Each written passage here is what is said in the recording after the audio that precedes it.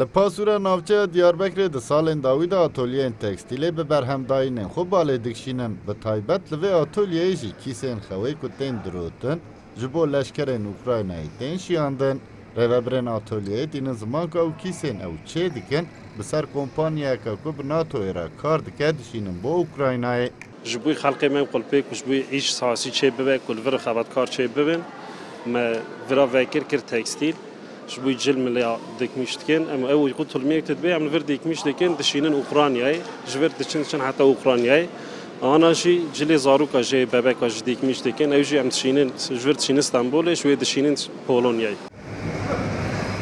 حتی نها 4 بال هلگر کیسین خوی جبو سربازین اوکراینای جوی آتولیه هاتنه چیاندن و رهبرین سازیت این زمان که دلگل کیسین خوی کم استوپارزی که درون ده بردوان جبو سربازین اوکراینای بشینن یعنی پیج منبر مدرس بکر وگا نزدیکی 45 حب usta makineci me çebune andi me vekir ve nekir medes tulumi askeriye kir yani avli me roje 400 mesir habi dertxiz ve paşi mesela roje 700 habi rahat me dertxiz o uygun tulumi vi jabe eksi 35 derecene mesela navda santimek unif elyaf heye navda santimek bece polare o ev kumaşı serici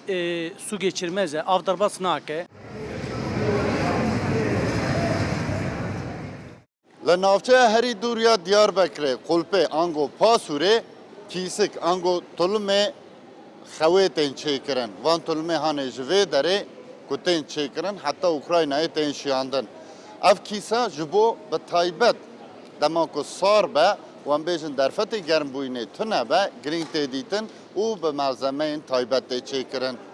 لوه داره به سایه که وی اتولیه هاتیه وکرن به دهان ولاتی جی درفتی که کار پیدا بکن جی به دست رستنه صدق ارن کردستان 24 دیاربکر